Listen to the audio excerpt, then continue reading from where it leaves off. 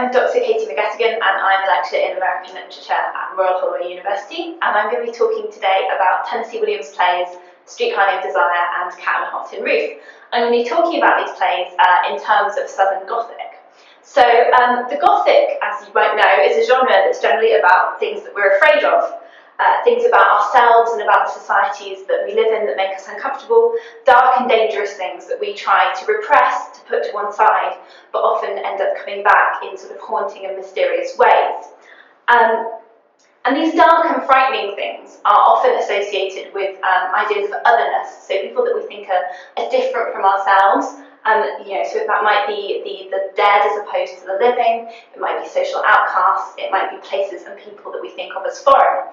And in American literature, those otherness, those foreign things, are often associated with the South, which is seen as a kind of outcast region for all the dark and haunting things in America's past that it's not very comfortable with. So things like slavery and the violence that accompanied slavery, the Civil War.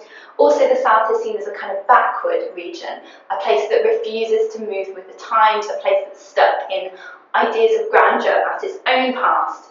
Another thing that's associated with the South that's kind of creepy is its excessive fertility. The idea that the ground grows cotton so well, but this fertility often comes back in haunting ways and is seen as kind of disturbing as well as productive. So Streetcar Named Desire and Cat on a Hot Tin Roof are obsessed, I think, with interrogating this Southern identity. On the one hand, celebrating the South, bringing a South that's often pushed out of discussions about the nation into the limelight, onto the theatrical stage, but also criticising the South's ideas about itself. So it's this kind of dual exploration of Southern identity. So one way of reading Streetcar Named Desire is to read not only Blanche as the archetypal Southern belle, but her as a representation, a symbolic representation of the South itself. So the South, like Blanche, is stuck in ideas about the past. It has delusions of its own grandeur. It thinks of itself as a beautiful, preserved place, a place of gentility, but actually it's also kind of corrupted in the same way that certainly Stanley and Mitch see that Blanche's sexual encounters have corrupted her. And then the South eventually, as Blanche, is overcome by the violent power of the modernising North, which is symbolised by Stanley and his immigrant background. And that's particularly important because a lot of discussions about what happened to the South, that were taking place in the South, about what happened after the Civil War, used metaphors of rape. So they talked about the South being raped by the North. So that's one way that we can read Streetcar Named Desire as being about the South. Cat on a Hot Tin Roof also has this southern setting. Big Daddy's fortune in the play comes from cotton. By the time that Big Daddy would have been an overseer on the plantation, slavery had been outlawed, but he and his family are still profiting from the labour of impoverished black people. The fertility of the land that Big Daddy owns is something that's constantly referred to in the play, this idea that he has 28,000 acres of the most fertile land in the South. But within the Pollitt family itself, I think this fertility is kind of corrupted and corrupting. So we have May and Gooper's 6 children, this kind of excessive production of children that they do that Maggie describes as grotesque, as having no necks. They're there's both too many children and they're also kind of grotesque and deformed. And we also have Big Daddy's malignant cancer, so this idea of this growth that can't be stopped, that eventually is killing him. And on the other hand, then we also have Brick and Maggie's inability to have children, their lack of fertility. So there's all this stuff about kind of darkness associated with fertility in Cat on a Hot Tin Roof. One of the other things that we find in Gothic texts and in Southern Gothic texts are, of course, haunted houses. And you could go back to something like Edgar Allan Poe's The Fall of the House of Usher as perhaps the first Southern Gothic haunted house. In Streetcar Named Desire, Blanche actually uses Poe to describe Stella and Stanley's apartment. She says only Mr. Edgar Allan Poe could do it justice. But I think the real haunted house in that play is actually the one that we don't see. It's Belle Reve, the plantation on which Stella and Blanche grew up. Blanche actually describes it as not only having a graveyard, but being transformed into a graveyard. She talks about the Grim Reaper arriving on the doorstep. It's a plantation, so it's haunted by the ghosts of slavery. But I think it's also a house that haunts Blanche. It stands for this life that she feels like she should have had, and the life that she deludes herself that she will have with Shep Huntley. And also the idea of a happy family home, which she loses when she discovers that her first husband is homosexual, and also then loses with Mitch when he finds out about her past. So we've got a haunted house, but also being haunted by the idea of home in Streetcar Named Desire. In Cat on a Hot Tin Roof, the haunted house is, I think, the house that the Pollets live in. It's described in Williams's directions to the designer at the opening of the play as having a room that must evoke some ghosts. And those ghosts are Jack Straw and Peter Ocello, the homosexual couple that previously owned the plantation. But I think what's interesting is those ghosts aren't really frightening. Williams describes them as the room being gently and poetically haunted.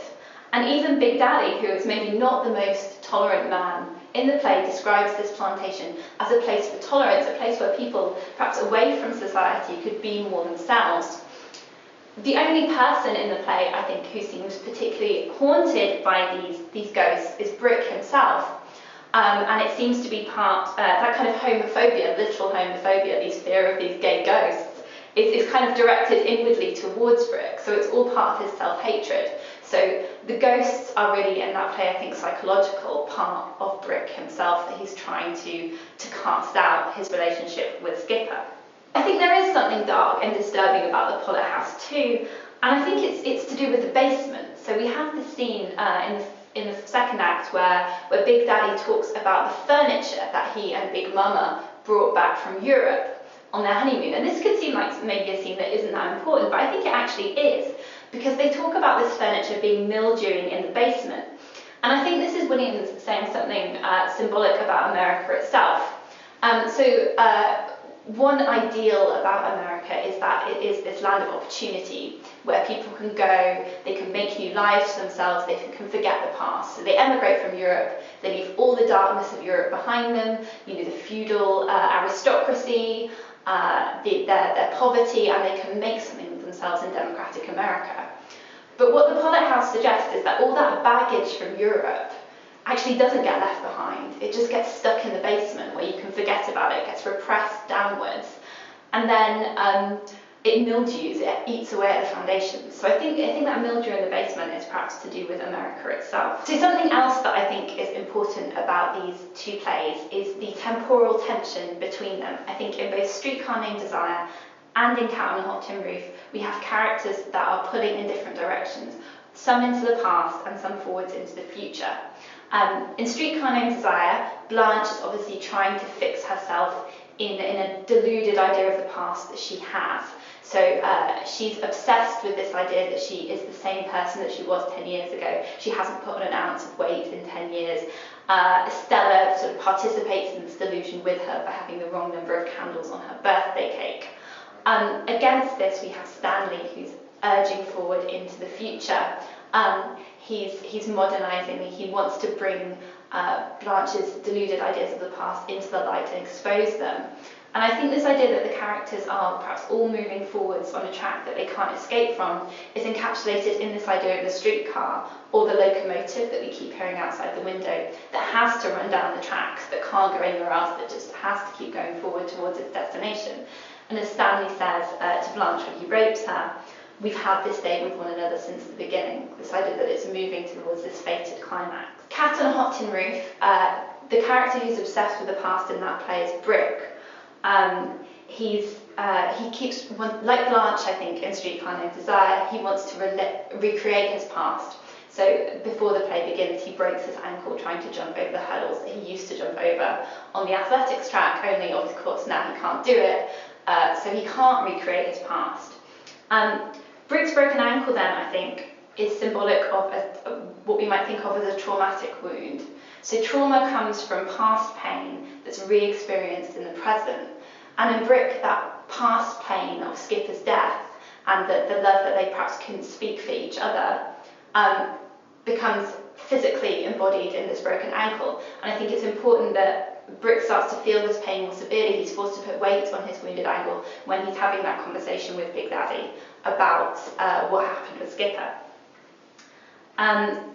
But there's also, against Brooks wanting to stay in the past or not wanting to move forward, we have Maggie who's determined to secure her future, to birth the child that will secure her place in the family and secure her and Brooks' inheritance.